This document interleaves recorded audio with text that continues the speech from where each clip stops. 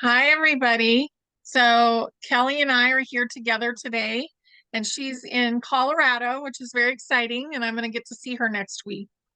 So we're going to Yep. talk about the new moon today and also a collective shadow that has been moving through over the last few days and created a lot of interesting things to do with humanity. So I hope that you enjoy it. I think it's going to be a great show. Hi, Kelly. Hi.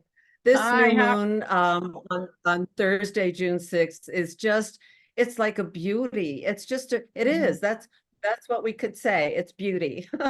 So, because Yeah. Venus is involved. And yeah, Venus, the way that the planet Venus moves in relation to the Earth has beautiful like geometry to it, a kind of the mysteries of Venus, and yeah, to tapping into nature and the beauty of nature and all of the emotional intelligence that we are seeking right now. This is a prime time, as you said, to work through any shadow and come through, with a new light. Yeah. Yeah, it So really is. shall I It's a start? great time. Yeah. Yeah. So let's look at the chart. Okay. And Mhm. I've got some graphics that will go with this well. So here we are. Let's see. Is it better to do it? That Um, looks pretty good. okay. All Yeah. right. So I could get rid of the thumbnails at the moment. Should we look at Sure. full screen? Sure. Okay, see if this works. This good? Yeah, beautiful. Hmm. So this is the new moon, June 6th for most of the world. Depending on your time zone. I've done this for Eastern time. So uh we've been talking in our last several videos about the planets being in a kind of a cluster. And this cluster is starting to like stretch out a little bit because this cluster has been in Pisces, Aries, Taurus, but a lot of those Taurus planets from last time have now moved into Gemini. Most significantly, Jupiter, because Jupiter spends a whole year in a sign, and we had that major April 2024 Uranus Jupiter conjunction that was kind of a major energy coming through. But now Jupiter's gone into Gemini. And that's a whole different sign. Of course, this is the sun sign time of Gemini. Mm. So, and Mercury is in Gemini, which is the ruler of Gemini. So, this is basically a lot of information. And I don't know about you, but I've been on a bit of information overload. um, Yes. yeah, there's just so much coming in, and my mind last week did a whole drop. I dropped a lot of names. And so it's like I talked to somebody who said, I had that happen too. So it's like, what is our Mhm. priority information? What is the most important thing we need to be thinking about right now? Still keeping our antenna open for new important information coming in. And also, as soon as the Gemini sun happened, I felt like I had four arms, and I was trying to operate as if I had four arms, and I kept dropping things. And I realized I've been looking at a lot of Hindu gods and goddesses, and they have a lot of arms, but I'm not there yet. So, Right. so, so the Jupiter and Mercury in Gemini is a lot of thinking and voices and information and perspectives, and it's like overload. And so we go to the new moon, sun and moon together with Venus in the very same degree. Now, when Venus is conjunct the sun, we call it the Venus star point because the way Venus, moves in relation to the Earth has to do with the five-pointed star. And I want to share what this means and the rhythm of it. That's sort of like a heartbeat, because Venus has a lot to do with the heart and our emotional intelligence. And here's just a few ways to think about, to look at Venus in Gemini, or Gemini in general. And I want to look at that graphic right up here that is a computer generated image of the way Venus and the moon and the Earth move in relation to each other. Wow. It's a Mandela. So yes. So you see that five-petaled flower in the middle. We're going to look Mm-hmm. at that in a minute in a different way. But, Gemini is an air sign. Gemini is about the mind and perspective and communication and information. And it's a mutable, very interactive sign. It gets distracted easily because there's, oh, a new ball coming in from this direction, new piece of information over here. What's going on in the background? It's very distractible.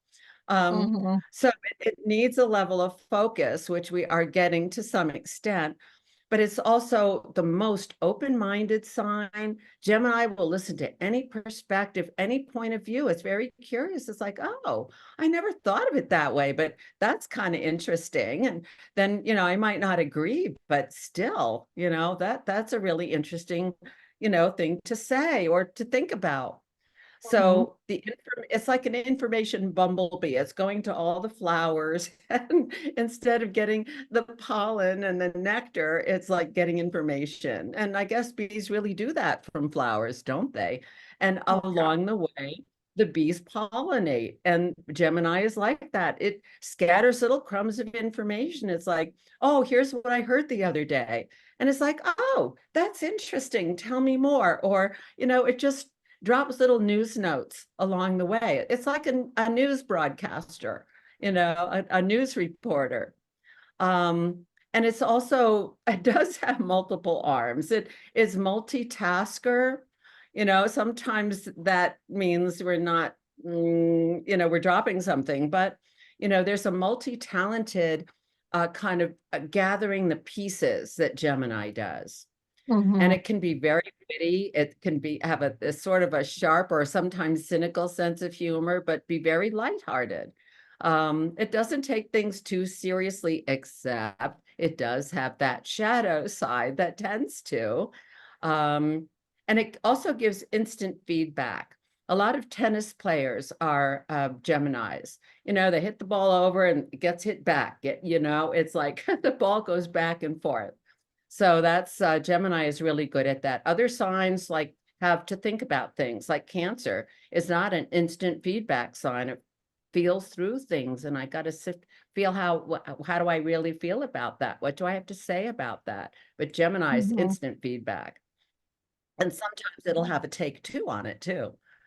So it's about multiple options. A lot of new potentials are coming up, new possibilities. And that might be a little confusing because we thought we were on a certain track. And it's like, no, it's kind of those options are opening up that we were introduced to, or that the door opened to with Uranus, the change agent with Jupiter. So now more of these options are showing themselves. And also, multiple timelines. We could go this way, this way, this way. Can we do two at once? How about three? It's a very playful sign, but it also, we need that Gemini different, it's like sub-personalities in ourselves. We all have different voices, different ways of processing things, and we have conversations inside our own heads, and Gemini has more than most. Mm-hmm. Now, Mercury is the general ruler of Gemini, but on a higher octave, Venus is the ruler of Gemini in the field of astrology called esoteric astrology.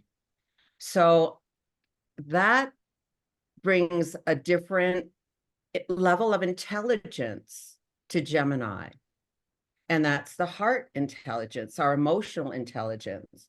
So we've got both Mercury and Venus in Gemini right now, allowing both of those levels of intelligence to communicate with each other.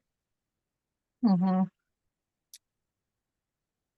Yeah, So, that's yeah. great. It's really going along with the what's going on right now so magically. They're mirroring each other. Yes. Yes. That's the twinship theme of Gemini. It's the Mm-hmm. twins. And, you know, they're they're different aspects of the same thing in a way. And sometimes that's the dark and the light, the positive and negative.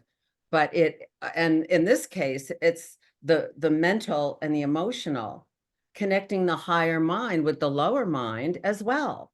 So Venus, this is the Venus star.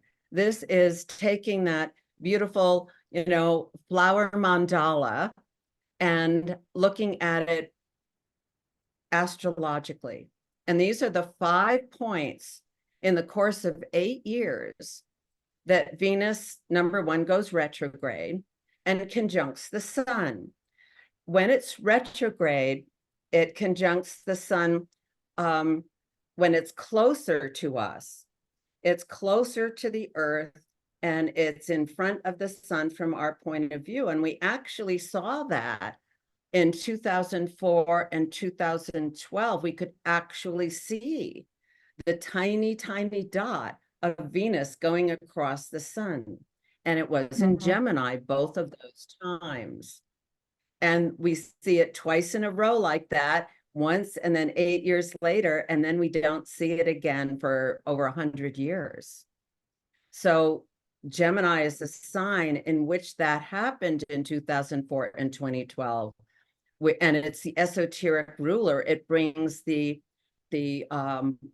fuller, richer dimension of perception to us. Now, this new moon, Venus is not retrograde, but it's conjunct the sun from the far side of the sun.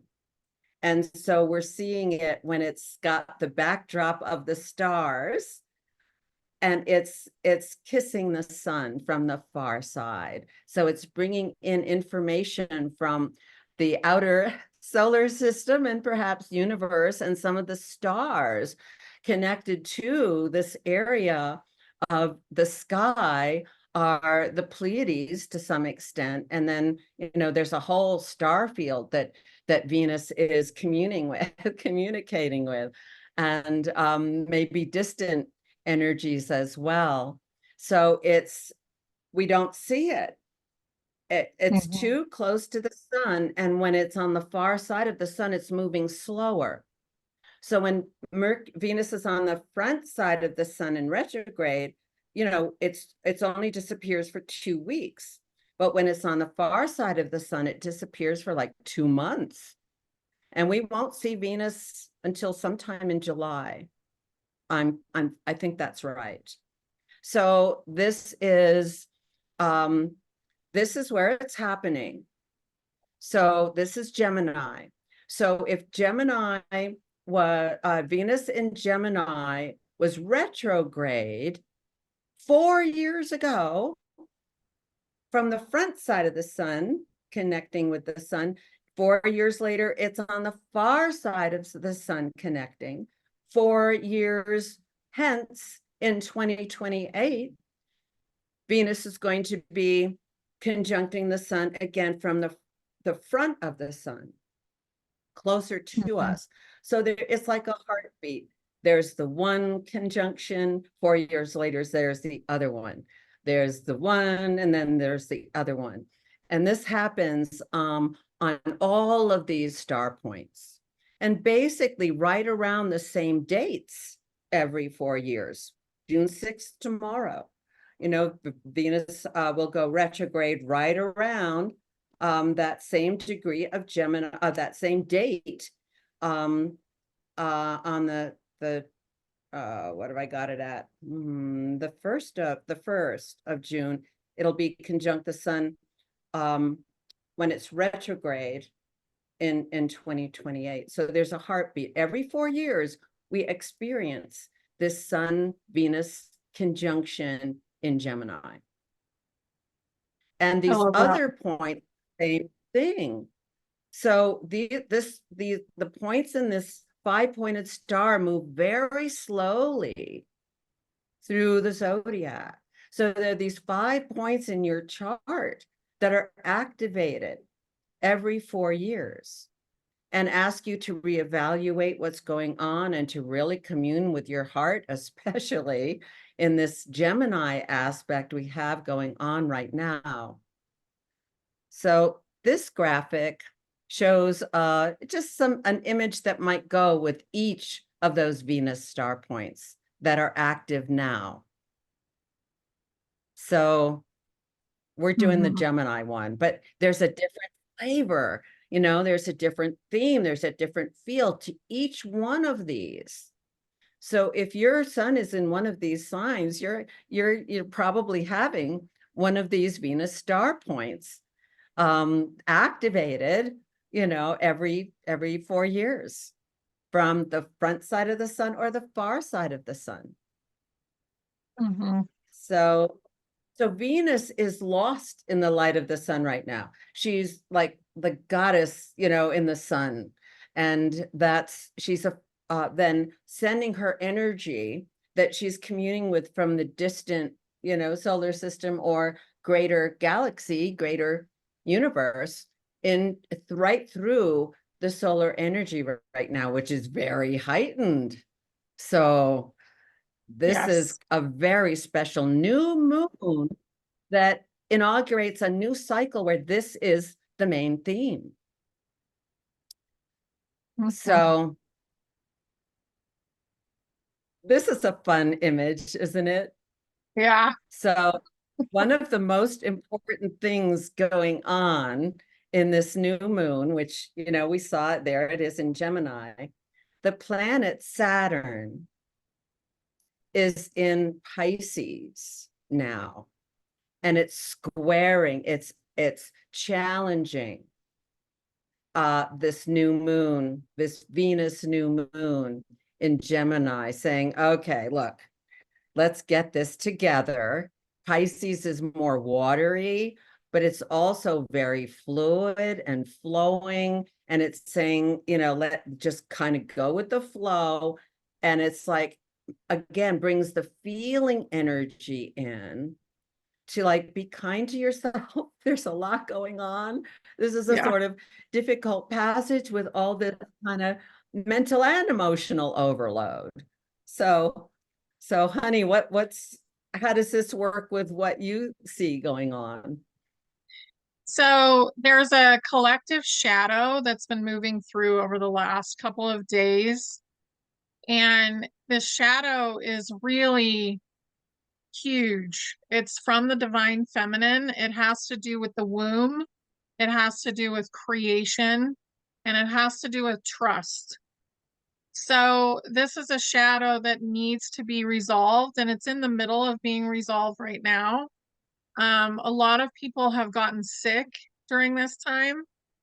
I know a lot of people that are working through their biggest shadow as well, and maybe they're even in the hospital. So sending out love right now, using that beautiful Venus energy to send love to the collective and healing to the collective, I think is really a good way to help. We She started talking about the shadow and she got okay. dropped. So that's Yeah, interesting. Are you back, honey? I'm back. So it totally dropped. So I'm gonna go ahead and end the share screen if I can. You may have to because the picture's not there Okay, anymore. I can do there. Okay. So the shadow is basically like, and I can't even see you, there's lots of interference with electronics, with internet. The internet has been terrible ever since I came home. Um, I don't know, like maybe we should pause just so that Kelly's camera can work. But It's just really a big time right now. So really taking care of yourself and just sending yourself love and love out to the collective is important because a lot of us are going through big things right now. So, honey, I see myself Okay. and Yeah, I I don't see see your you. picture. I Oh, okay. that is so weird. So what I see is your picture. There you are. Now you're there. Oh, Okay. now you're there. Okay. Wow. So I don't know if all that recorded. So the main thing is to really take care of yourself and to send love out to the collective right now. And I'm going off my phone's hotspot because the internet's not working. So there's a lot of electronic interference, and I may get a new internet service, even though this one has been beautiful. There's just a lot of changes and moving through things right now. And another thing that you're going to bring up soon, I'm going to relate that to humanity in general, but it's just a big, big time. And just roll with it, do your best, and take care of yourself right now. Yeah. Yes. Yes. Okay. Well, shall Okay. we move to that Yeah. topic? Yeah. So I'm going to screen share very briefly Okay. so I can help. So I'm ready to go here. Yes. Okay. So here is the last image. And this is another view of the new moon. And it has a lot more in the cluster area because it's using a lot of the Kuiper belt objects. But my point in sharing this with you is about Leliaku Honua. Leliaku Honua. Leliaku Honua. She is a fairly recently discovered, whatever we want to call those things, way out there in the solar system now, Right. planetoid or asteroid or celestial object. And this was discovered by the Hawaiian Observatory, and therefore they gave it a Hawaiian name that refers to, and the reason I'm talking about it, and I think I might have mentioned it briefly last time, is that it is conjunct the dragon head, or what we call like the line of destiny, the nodes of the moon. The dragon head and the dragon tail are where the path of the moon intersects with the path of the sun, from our point of view. So these are places where eclipses can occur because the sun, moon, and earth are in this alignment. So, we already had our eclipse season, and the sun is in Gemini now, so we won't be having eclipses for a while until October. But the destiny line is the collective leading edge of collective consciousness. And having this newly discovered with an orbit of 30,000 years, there's something quite profound about this. Oh, And I've been talking with astrologer Martha Alter Hines about this, and she's been doing some YouTubes about it, just to start exploring what it means, because it's, number one, it's in the Hawaiian language, which is a very multi-layered language, and I think a very Venusian language or Lemurian language, and mhm. it's from the heart, from the light. And right next to Leleaku Honua is one of the Kuiper belt objects, Salacia or Salacia, who is the mermaid who makes the sunlight sparkle on the sea. So she's been bringing in these waves of fluid plasma light, coming in on the solar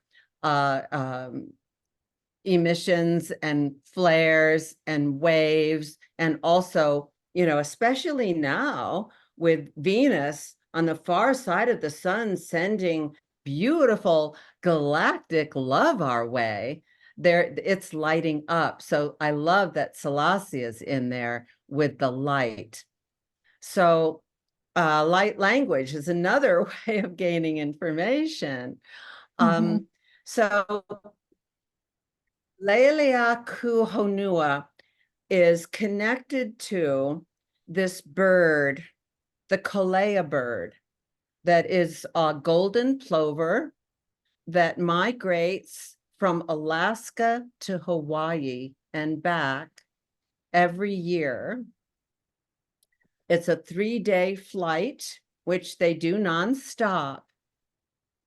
And a lot of people who are in Hawaii have these Kelley birds come into, they live in their yard, kind of thing. Mm-hmm.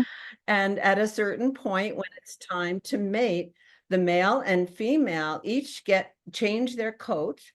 They get into like their finery, and they fly back to Alaska and have a nest of birds. And then they fly they go to Alaska, they have their babies, they have their nest, they mate, they have the 4 eggs, and then they go back to Hawaii. And then the baby birds go back to Hawaii nonstop. So what the name Leleaku Honua refers to on some level, I'm sure there are multi-levels, is the flight of the bird. Not the bird itself, but the flight of the bird. Like, how do birds go back to the same place all those miles? The migration of so many species of birds. But this bird in particular. So this is, go ahead.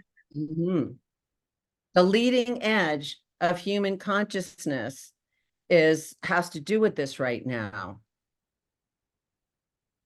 Totally. Oh, and shall I triangle? Why don't you talk for a bit, and then we'll look at this triangle here, which is definitely channeling the divine feminine.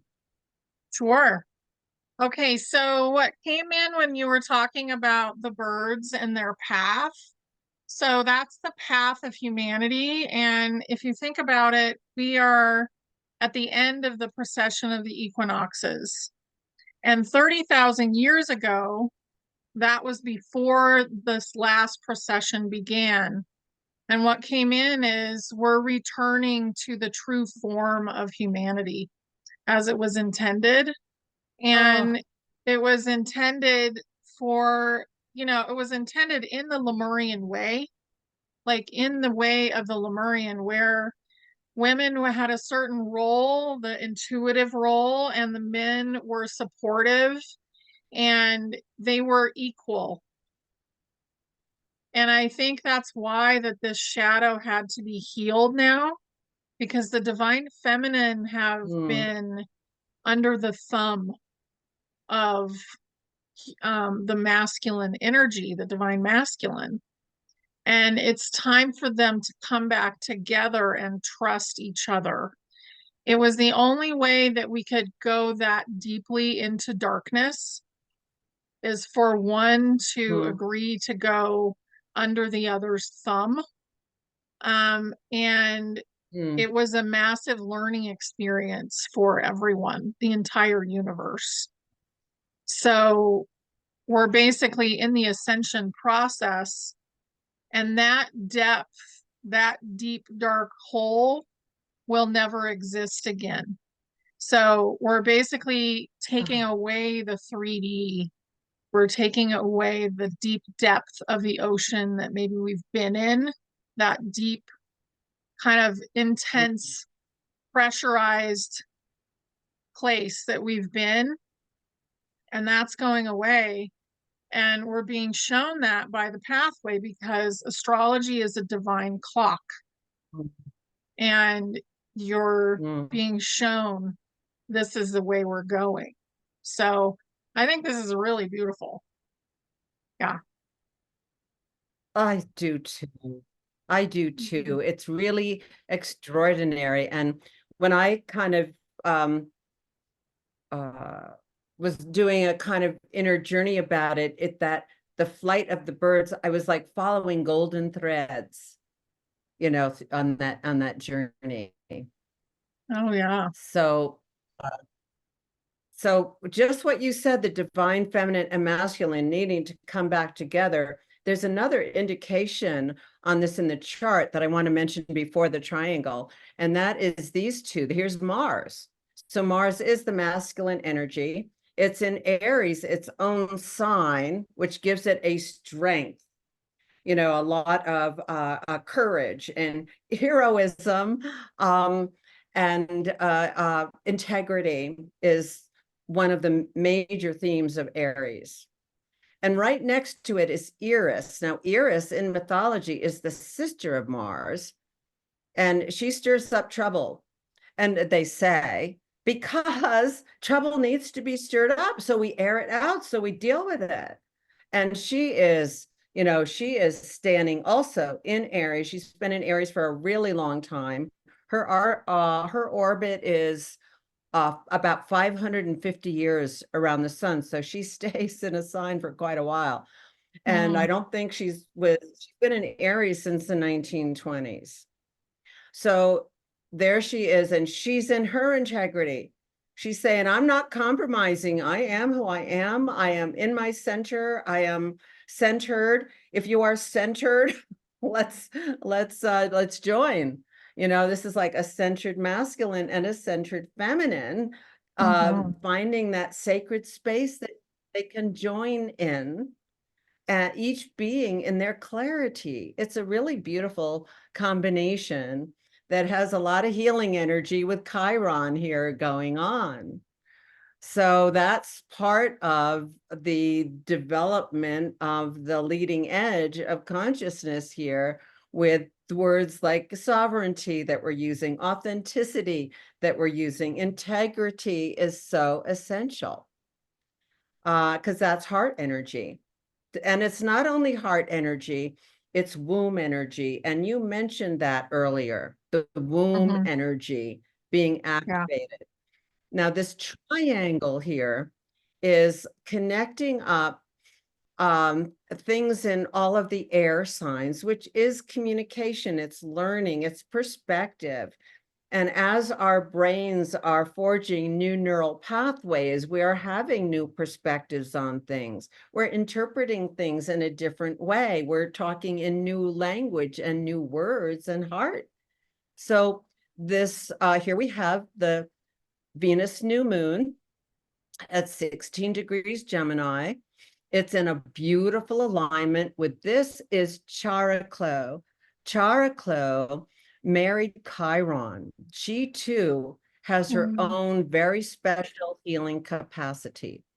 And she was only discovered in 1997 with one of the most beautiful astrology charts you could ever imagine. And that's saying a lot. So she has a very special energy, and two rings were discovered around this very small body. One of the centaur objects that has a very an orbit that comes close and then goes quite far out. And Chiron does that too. So she shape-shifted from a river mermaid into a horsewoman centauress to be able to be with Chiron, and they could bring out the best of each other's capacities and bring a healing energy and a quality. She holds the space for the healing to happen. And she's in mhm. Aquarius right now, which is so much about group energy and community energy. And it's about how communities can kind of hold the energy for us all, and that we need the global community to find the heart connection that allows that to happen. So Yeah. I'm missing something here. Okay. So this is a beautiful energy. It's a divine feminine healer, whereas Chiron is the divine masculine healer. And they are in a very beautiful alignment right now.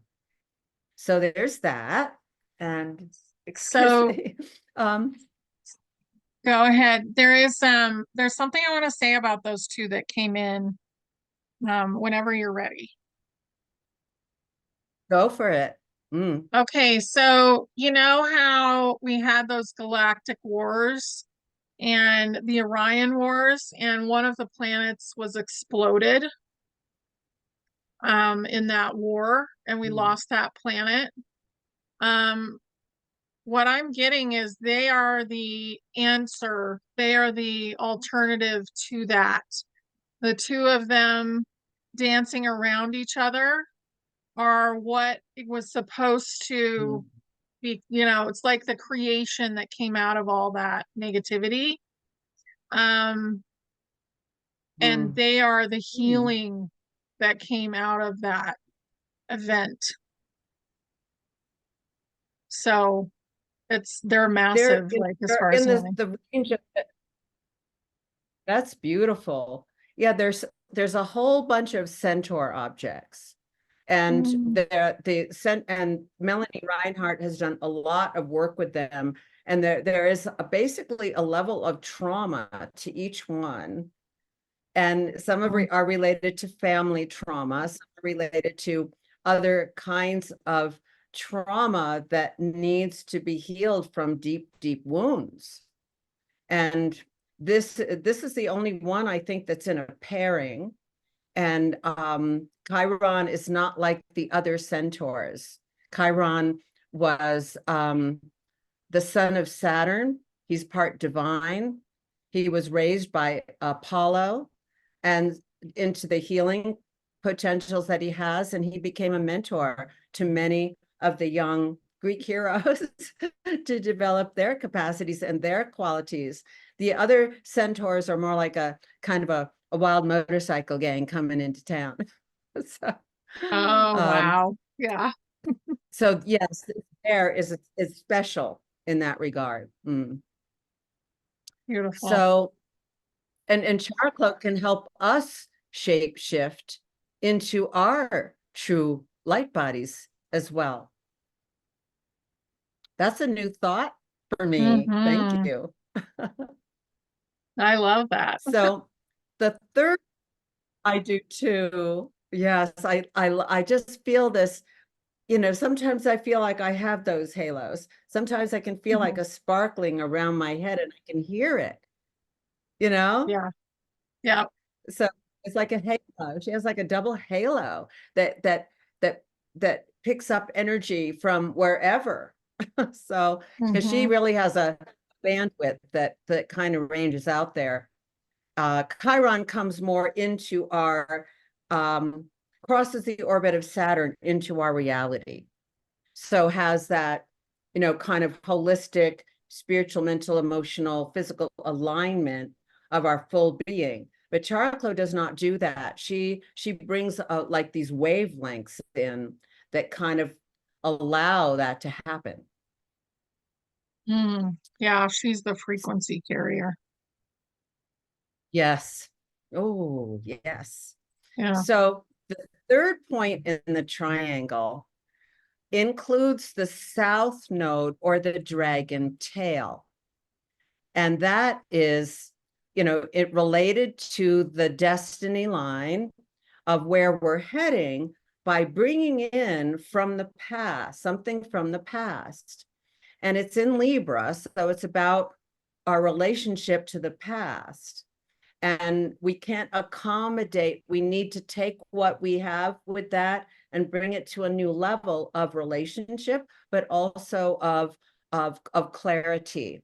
So where we get off balance, this is what's coming in, and the black moon Lilith is right here. This is the true black moon that's kind of coming in with that feminine shadow, with an increasing awareness of when we are not coming from our integrity or our true essence. So she is in the holy womb chakra, which the Vedic masters talked about way back in the last the last yugas, um, of where the divine spark of our soul lives through all of our lifetimes. So this Mm, is tapping back through what is in the holy womb chakra that needs to be healed in order for our broken hearts to be healed. So the holy womb chakra and the heart chakra are very intimately connected. And as the black moon is not a moon at all, it is a mathematical point that's intimately connected to how the moon moves around the earth. And there, the moon is the womb of the mother that incarnates us on earth. But the black moon is like that holy womb chakra that holds the soul spark from mm, that is really where the essence of our true self is. And we're being asked to awaken that, find that, clear that, heal that, so that the relationship between our heart and our holy womb soul place can be more fully expressed and shared in relationship. Back to that, we yeah. are each in our centers, and we make that sacred space between us, what the relationship is. Yeah. And it's basically what we're doing is we're showing ourselves what's actually going on. And it's like the divine clock is created by the souls, and we're we're on a schedule in the cosmos creating all of these things to happen, and it's time for that shadow to heal Yeah. and for us to basically acknowledge who we are and love that part of ourselves. Yes. So, yeah, it's really, Yeah. Yeah. this is a really cool reading. Venus is about self-love. Yeah. Yes, it's a beautiful chart. I mean, just that Venus is conjunct the new moon was glorious to me. Hmm. But these other aspects of it that are coming out through these new discoveries and these new levels of consciousness, it's so worth sharing. And here's Saturn. Saturn is the timer. Saturn is, okay, it's time to be working on this now. And part of the healing process is compassion and forgiveness of ourselves as well as Hmm. other people. And that's one of the lessons we're learning now in Pisces, is to do just that and be kind to ourselves and kind of, just follow the flow. We've had Neptune, the ruler of Pisces, in Pisces since about 2012, which was that Mayan calendar marker of the turning of the age. When the winter solstice sunrise started to happen right in front of the heart of the galaxy, the galactic center. And that was the first of the four corners of the ages changing. So Neptune, since then, has been in Pisces and has been revealing a lot of secrets and obfuscations, illusions, delusions, confusions, in order to bring a higher level of the divine in, compassion and forgiveness and divine grace. And Neptune is just about at the very end of Pisces here, and it's going to stop just before it goes into Aries. And it's going to go Hmm. retrograde, saying you guys need a little more time with Neptune and Pisces, do a little more of this work with Saturn before you're ready to, you know, come forth from the sea into this new world. So there's it's the celestial choreography is, ever amazing. And this is part of, the time, the signs of the times we're in, that Yeah. cosmic clock, so So good. and it seems like So good. there's so much. Look at all this information there. I haven't even talked about all of it, but we can only take bite-sized pieces. And for some people who don't know much about astrology, it's kind of a lot. But I want to share how it's related to our times and how these things are interrelated in our cycle of experience, and also how we're being invited by these higher consciousness potentials. And to know about them can be so helpful. Yeah, it really is helpful. And it's helping the greater collective be able to clue in to parts of this as well. Whereas a lot of people have no idea that they're maybe dealing with a shadow, or that there's big things going on energetically. But if they pay attention to Mm-hmm. astrology at all, then they'll get some of the information enough that they can maybe go forward and feel like things are going to change. And just that feeling will start to carry the Yeah. collective through. Yeah. Yeah.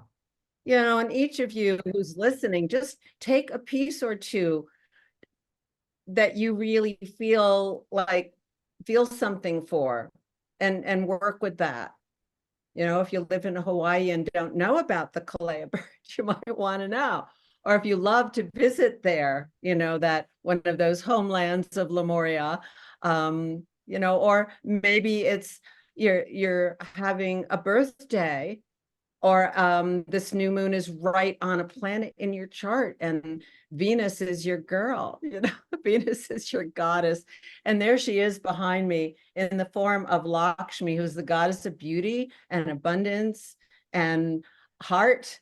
And this is her yantra, her sacred geometry, mandala, we could call it. So that's a doorway. She's a doorway. Beautiful. I love it. Thank you so much, Kelly. This is just really great. I feel like that's a lot to digest, but it's also really important for us as a group to start to understand the bigger picture of why we're here and what we're doing. And I feel like this is Mm-hmm. kind of this shows a lot of it, which is Yeah. great. Yeah. You know, we don't have a, and Pluto loves this moon. Pluto loves what's going on over here. So Yeah. it's helping open up. So that's a nice sign too. You know, though, you know, Pluto's going to go back into Capricorn for September, October into November, just to clean up some old stuff. So, like you said, you know, there's a bit of shadow coming forward, and we need to acknowledge that. And you know, Venus is about, like we said, self-love. And don't think you don't deserve all the love in the world, all the abundance that's available. That is the original blueprint. So that we've been so, you know, the feminine has been so suppressed. We can't be Mhm. the ones suppressing it in ourselves. No. And being grateful for the choice that we chose to go into that frame so that we could learn so Mhm. much, but also knowing that we can learn the lesson and let go of the lesson as well. We don't have to continue this lesson. We can say we get it and we can move forward, and we can love that shadow for what it did for us. Yes. Mhm. Yeah, because Yes. we're a lot Yes. wiser And young now. people really, yes, and those of us who have been here for a while have a lot to overcome in this lifetime, but the young people are really able to tune into this much quicker. I was Mhm. talking to a young woman who was like 25. She is so aware of the divine masculine and feminine, and is experiencing that in her relationship. It was like, Yeah, wow, that's great. Yeah. yeah. Well, it really hasn't come up again until recently, and I think the younger people, they don't have as much programming in the way. And it really is, Right. that's why they will become the teachers eventually. We're paving the way, we're opening up the way for them, and then they will be the teachers, and every generation will be more and more aware, and we will go from the golden age, which is soon, 2030 into like steps that take us deeper and deeper into the golden age, and it becomes lighter and lighter and more beautiful. Yep. Wow. So Yeah. good stuff. Thank Oh, you. I love it. well, thank you. Yes, I think talking brings out so much, and I always get new insights. And so it's Gemini is so conversational. So no doubt, Hmm. Venus infused this one. So glad, even over the Yeah. tech problems. Yes. Yeah. Yeah. And I think I will get a different internet just because I feel like this one's more susceptible. So we'll see. We need higher mind technology, Yes. Quantum tech. quantum technology. Let's bring it in. Yes. Okay. Thank you. Thank Thanks, you. everybody. Have a Enjoy this beautiful moon day. cycle. Yes. Bye. Thank you, Kelley.